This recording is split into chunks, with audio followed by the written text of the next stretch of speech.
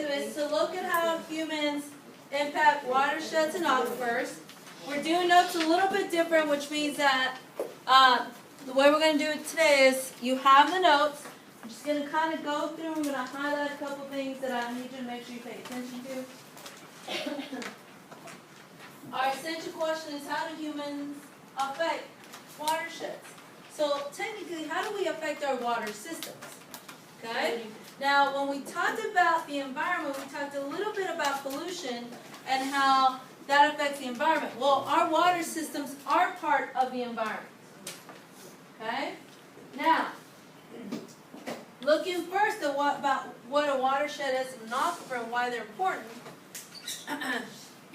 let's look at some of the things that we do to impact our water table. And our water table is just basically the excuse me, the water that is within the ground, and we basically take water out of there, out of the aquifer, in order to drink and do whatever we need to do. Alright, so some of the things that we do. Okay, mismanaging dams can cause droughts downstream. So basically, if we go through and we either are if we're not allowing too much water to come through because the dams are backing up more water, then obviously downstream in an area you're going to have a drought because there's not going to be enough water coming in. Now, it could also cause a flood because if the dam fails and breaks, then it allows a over-influx of water, which could cause a flood downstream. Irrigation. What do we use irrigation for? Farming. Okay? Irrigation, while helping some dry areas, actually removes water from where naturally it should be. So, because you do that, you cause something called leaching and runoff. Because it starts drying up certain areas and there's not enough water in that area, you end up getting leaching, which is basically the reduction of amount of nutrients in a certain area. So there's not enough nutrients, that's called leaching. Alright? And then you get runoff where you're using that irrigation because usually you don't have water, so kind of runs off of the top. Leaching, like I said, is the removal of nutrients from the soil, which obviously results in farmers using many more fertilizers, and therefore the waterways become polluted. So the fact that you're taking water away and putting water in places that you don't usually have water, that new water basically leaches or takes away the nutrients. Well, farmers need nutrients in the soil in order for them to grow. So because the soil doesn't have natural nutrients, they have to put fake ones in there. And those fertilizers end up having different things that really aren't natural and therefore pollute the waterways. Because eventually those things are going to run off, they'll get into our water system and then go into the aquifer, we take the water out, we drink it. You also have a rise in level of the groundwater. So basically, since you have more water in the area because you're putting more stuff in there, then you start changing salt levels and different things like that. So if we would just leave things alone, we'd have water where it's supposed to be there, very few water where it's not. But unfortunately, farmers want to farm in areas that people don't live in, and those are the areas that don't have any water. So it causes those problems. Then you also get into the point of taking too much water out of the aquifers. Okay? So you decrease the amount of water in the aquifer. Once again, the aquifer is where we get water to drink. That's where our water supply comes from. So if there's a drought, then we're going to start taking much more water out, correct? Well, the aquifer is underneath. So think of it as like a underground lake. Okay? So if I take water out, it leaves a hole in there, right? Correct? If I'm taking water out, if I have a hole down here, it's full of water, and I take all that water out, now I have a hole. That's when you start getting things such as like subsidence, which basically means that the top ground, there's too much pressure and that it kind of collapses on itself. You run out of water, well, you have no water to drink. So obviously that'd be an issue. Now obviously urbanization, which means that whenever the cities come in, you're going to end up having all those problems because of the fact that you have those humans in there that are going to take too much water out, they're going to put pollution in, they're going to do a variety of things to create problems with the water systems. Okay?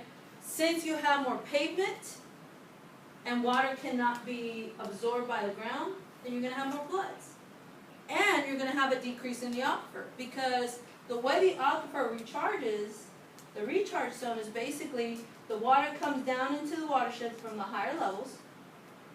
As it pulls lower down, it gets absorbed by the ground, it goes into the groundwater system, it goes into the aquifer. Well, if I have everything paved in cement, can the water be infiltrated and go into the ground? No. So now I have less water in my aquifer, not only because I'm taking water out, but because I'm not allowing it to go back in because of the urbanization and the cement and things that you put in it. Then when we come in, we also come in and start cutting down all the forests, right? Well, forests or trees also suck in water.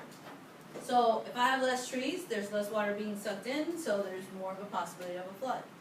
So unfortunately, whenever we come in and we start building our cities, we start bringing in a whole bunch of different problems that really affect us directly, but the reason it affects us directly is because we're there. If we weren't there, the problem wouldn't be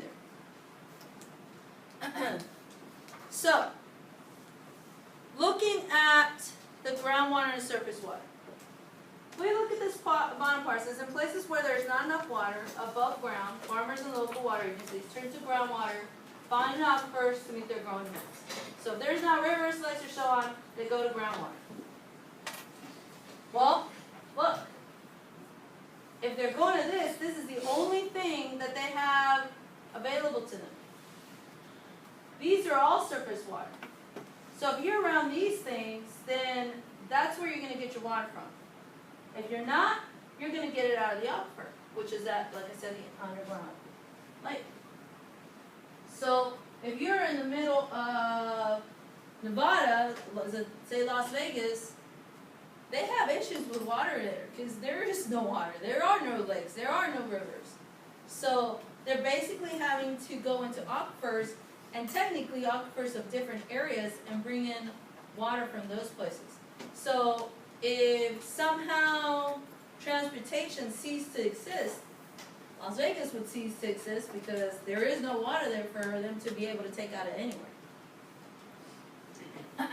So you kind of have to think about those things. Now, one thing I want you to add that is not on there. I want you to add something called point and non-point pollution. So go ahead and write that as a T-chart real quick. So at the bottom, you're going to call it point pollution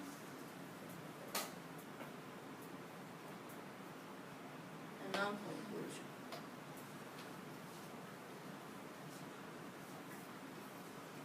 So when we talk about water systems, let's say a river, sometimes we're going to have point pollution, non-point pollution. Point pollution, you know where it comes from.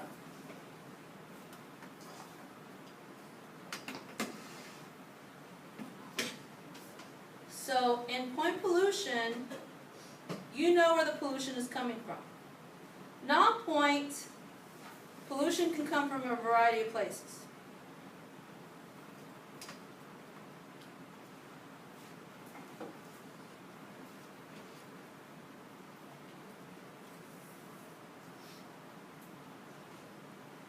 So if I come in and I say that I went to the river, and in the river I found chemicals that are found in a specific type of fertilizer. Okay? So I'm downstream. And I look at my map and I see that upstream there is a farm that uses that specific fertilizer. Okay? Is that point pollution or non-point pollution? Point pollution, because you know where it comes from. Correct? Alright. Then let's say I go to a lake and I find all these chemicals that are found in sewage system. In sewage. Okay? So, and then there's a town there, but the sewage is just this chemical that could come basically from anywhere, and it came through the sewage system. So I know that it came through the sewage system, but do I know specifically who dumped it out? No. So that would be an example of non-point. Okay? Now the reason I'm going over this, I should have went over it when we talked about the environment, but I forgot. Okay? So I needed to come back and talk about those two words, because if you see point pollution, basically is you know exactly where it's coming from. Okay? If you see non-point pollution, it could, you somewhat know, you know that it came from sewage, but can you pinpoint the house, the exact place? No. If you can't, then it's considered non-point. Okay? Yeah, it was on the